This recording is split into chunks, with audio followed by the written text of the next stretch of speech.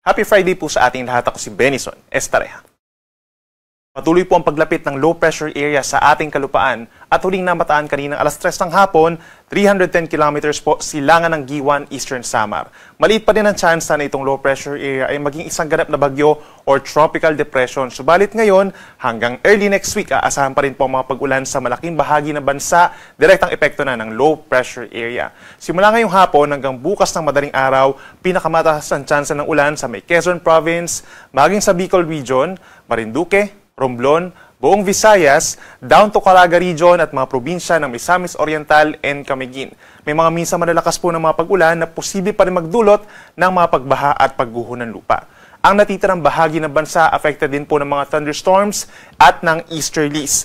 Partly cloudy to cloudy skies at ngayong hapon hanggang gabi, madalas ang mga pag-ulan at mga thunderstorms.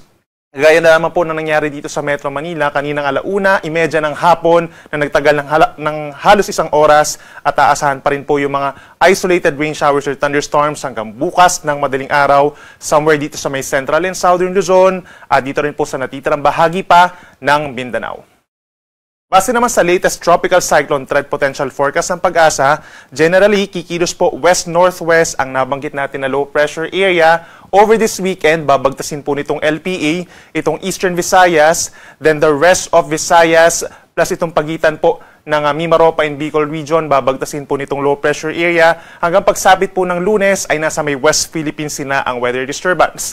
Simula naman po Lunes, lalayo na ito sa ating kalupaan at pagsapit ng either Tuesday or Wednesday ay lalabas na rin po ito ng ating PAR patungo po dito sa may central portion of Vietnam. At hindi rin natin inaalis yung chance na habang nandito siya sa may West Philippine Sea, early next week ay posibleng mag-intensify pa ito bilang isang tropical depression or mahinang bagyo at bibigyan natin ng pangalan kung nasa lupa ng PAR ng Mirasol. Samantala, meron din tayong posibleng mabuo na isa pang low pressure area sa labas naman ng ating PAR sa may Pacific Ocean early next week. And around Tuesday hanggang Thursday ay maring nasa loob na rin ito ng ating area of responsibility. At meron din katamtamang tsansa na mabuo bilang isang tropical depression or mahinang bagyo. Posible pa mabago yung ating senaryo regarding sa mga potensyal na bagyong ito. Kaya lagi po magantabay sa ating mga updates. Bukas naman po araw ng Sabado, September 13, pinakamaulan po dito sa may Southern Luzon dahil dun sa low pressure area. Kabilang na ang Bicol Region, Quezon Province, Laguna, hanggang dito po sa may Marinduque, Oriental Mindoro, and Romblon. Meron po tayong mga light to moderate with at times heavy rains at may mga thunderstorms din po lalo na sa hapon hanggang gabi. So siguruhin pa rin po na meron dalang payong or kapote kung lalabas po ng bahay at laging tumutok sa ating mga thunderstorm and rainfall advisories. Worst case scenario, heavy rainfall warnings. Dito naman sa Metro Manila, Central Luzon, lalo na sa may Aurora, rest of Calabarzon and rest of Mimaropa, mataas din po ang tsansa ng mga pag-ulan simula tanghali hanggang sa gabi. For Metro Manila, possible yung mga thunderstorms between 2 to 7 p.m. bukas. Habang dito naman sa pating Northern Luzon, fair weather conditions, madalas magiging maaraw naman ng panahon, umaga hanggang early afternoon. Then sa dakong hapon hanggang sa gabi, mostly cloudy skies na at aasahan din po yung mga pulo-pulo lamang ng mga pag-ulan or mga localized thunderstorms. Sa Metro Manila po bukas, medyo mainit pa rin bago magkaroon ng thunderstorms hanggang 32 degrees Celsius. Maging dito rin po sa may Lawag sa Ilocos Norte, pinakamainit sa may Tuguegarao at 33 degrees, habang malamig at presko sa may Baguio City bukas, 16 to 24 degrees Celsius. Sa malaking bahagi po ng Visayas, asahan yung epekto ng low pressure area. Meron din tayong kalat-kalat ng mga pag-ulan at mga thunderstorms. Meron tayong mga light to moderate with at times heavy rains dito po sa may Northern Samar, Eastern Samar, Samar and Biliran. Kaya mag-ingat sa banta ng mga flash floods at mga landslides. Meron din chance ng mga pag-ulan dito sa may southern portion of Palawan dahil dun sa trough of low pressure area.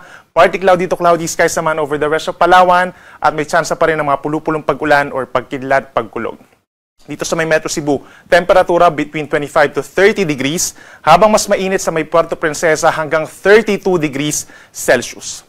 At sa ating mga kababayan po, dito sa pinakanghilagang bahagi po ng Mindanao, Misamis Occidental, mataas ang tsansa ng ulan within the next 24 hours.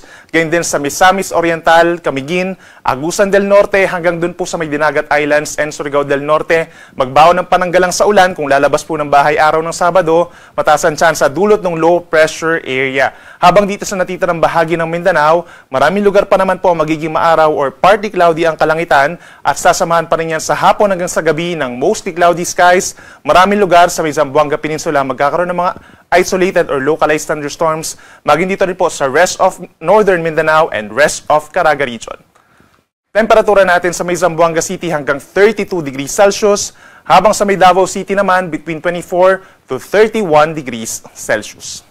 Bukas po hanggang sa katapusan ng weekend, wala naman tayong ina-expect na gale warning or babala sa mga delikado at matataas na mga pag-alon. However, kapag meron tayong mga thunderstorm, ibig sabihin po meron tayong malakas na hangin, malakas na ulan, eventually tumataas yung ating mga pag-alon at posible pa rin itong umabot sa hanggang 1.5 meters. Dito yan sa malaking bahagi ng Southern Luzon and Visayas over this weekend. But in general, kapag wala tayong mga pag-ulan, usually kalahati hanggang 1 metro ang taas sa mga pag-alon, malayo sa pangpang.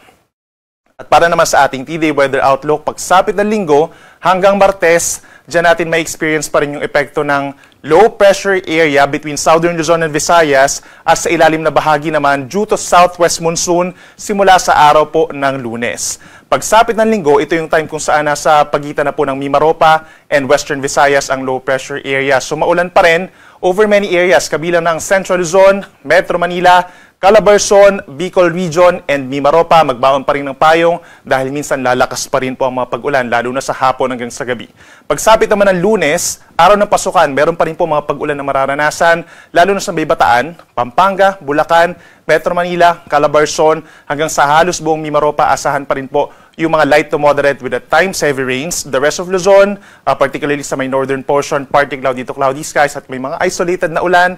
Pagsapit ng Tuesday, pinakang uulanin po ang Palawan at Occidental Mindoro dahil doon sa low pressure area na possibly po nasa may West Philippine Sea na at unti-unting lumalayo po sa ating kalupaan.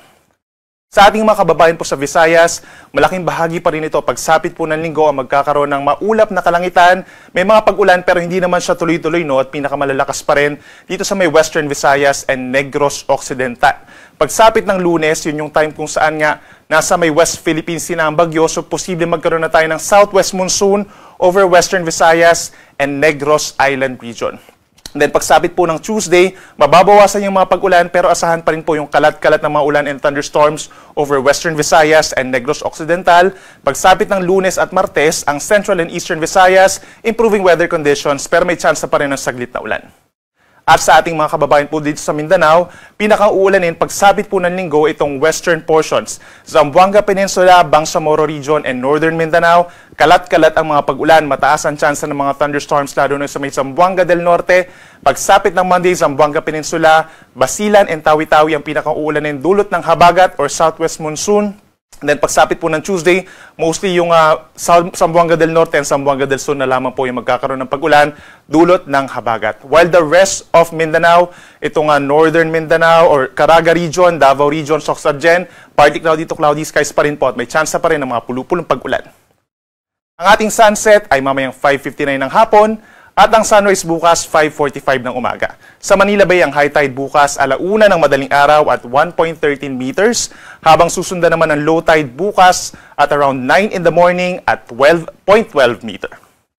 Ayan muna latest mula dito sa Weather Forecasting Center ng DOST Pagasa. Ako muli si Benison Estareja. Happy weekend at mag-ingat po tayo.